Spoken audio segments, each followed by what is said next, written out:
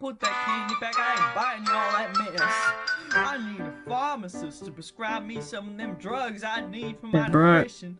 I can't say any swear words, cause this is a college project. Even though I know all them students heard every word in the book.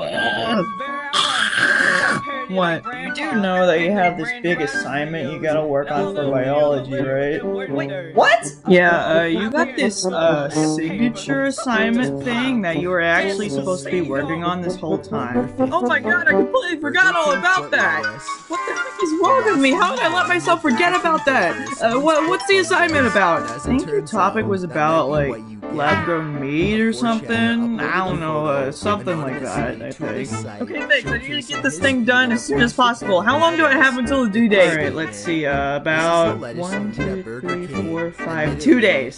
2 days? I have 2 days to do my research, write the script, and get all the drawing and editing done for a video that's 5 minutes long? Well, you know what? Maybe you should have started on the project when it was assigned to you at, like, the beginning of the semester.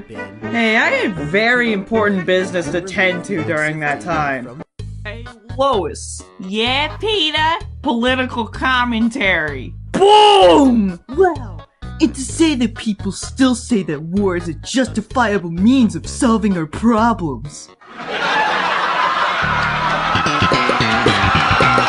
You do know that the more filler you add in the beginning of this video, the more Miss Hughes is gonna take off with the assignment, right? Dude, shut up! 2,000 years later. I did it! I finished the entire video in just 2 days' time. Now let's watch the final product in full.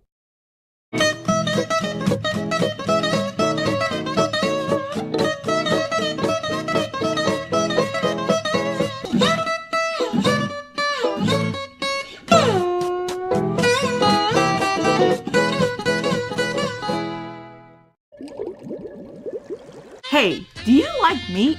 I sure do. I love putting warm, juicy, delicious meat right into my mouth.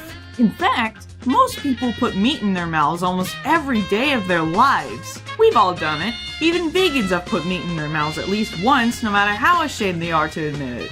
I bet someone's putting meat in their mouths right this second, as they should be. Human beings are omnivores, so putting meat in our mouths is essential to our survival. Meat helps us achieve a healthy, well-balanced diet that not even something as amazing as beans can provide. And let me tell you, beans, top notch.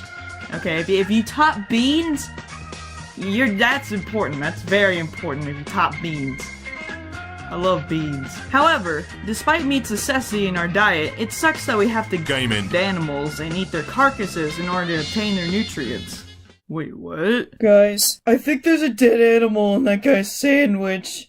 Oh my god. This is not a joke! No! There's a dead animal in a guy's sandwich! For real! Come on guys, get the camera! Zoom into it! If only there was a way to be able to enjoy meat without having to commit mass genocide of thousands of farm animals. Oh yeah! I forgot. That exists.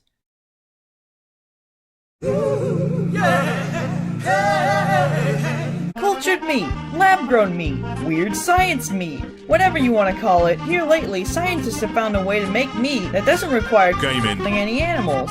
Now, I know what you're probably thinking. Brooke, what is this? I have no idea what a lab-grown patty is, nor do I care what a lab-grown patty is.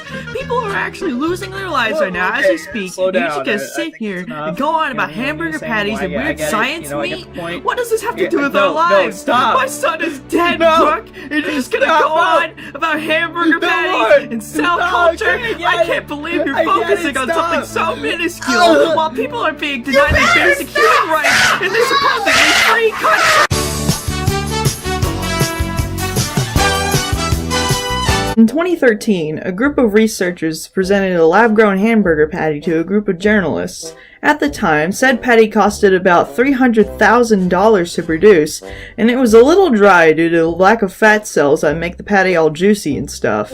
However, since then, the technology used to produce cultured meat has had major advances and is close to becoming cost-effective and efficient enough to be put on the shelves right next to Oscar Mayer's wieners. Why should you know about this? Because in the near future, this could very well be a thing that you can pick up from Walmart in your pajamas that clearly don't fit you anymore. Is that a bad thing or a good thing? Yes! Okay, so cultured meat being sold in stores may not exactly be a problem on its own, depending on whom you ask at least, but there is somewhat of a debate on this issue, and that's what we're gonna dive into today, whether you like it or not. And if you don't like that, here's a simple solution. Get over it! Well, I don't need you. I'll game end him myself. According to an article I found on the Washington Post, some place called Michigan University asked about 2,100 people if they'd be willing to consume meat made artificially in a lab. Only about a third of those people said they would. Why is that? Well, for one thing, the term artificial food doesn't really sound appealing, which is kind of a surprise coming from people in America, a country infamous for processed artificial garbage that we all call food. You ever wonder what kind of chicken parts they use in Chicken McNuggets? Everything! The nuggets are made out of the whole chicken! Why do I eat this stuff? I'm a hypocrite! Yeah, I can see why many people wouldn't be too into cultured meat. With people trying so hard to get away from all today's synthetic and processed foods, it's no surprise that most of them would react to cultured meat like, "Ew, I like them!" Also, cultured meat doesn't have all the nutritional value that natural meat provides. Of course meat coming from an animal provides more nutrients than something in a lab. I mean, the nutrients comes from girth, strength, it comes from these thighs! But let's take a minute to be that one weirdo who actually likes this idea and asks, what good can come from artificial meat? Well, for one, it comes from a laboratory instead of a slaughterhouse, so the Calories and meters intense. But not only does it make animal rights activists happy, according to one of the sources I found on the topic, one tissue sample from a cow can yield enough muscle tissue to make 80,000 quarter pounders. which presumably means that this meat can be produced at a very fast pace, which is good for any company wanting to sell this stuff. Think about it. How cool would it be to live in a society where cultured meat was the norm? It'd be way more ethical, you'd be getting 20,000 pounds of meat per cell sample, making meat production faster and more efficient than ever before. Yeah, but it's gross. Yeah, okay, I'd be lying if I didn't say the production of cultured meat was a little gross. But you know what's even grosser? Keeping hundreds of animals cooped up in a small barn as they wait for their untimely demise, of which we chop up and eat their corpses afterward. So, regardless of where it's coming from, meat production will always be gross. So,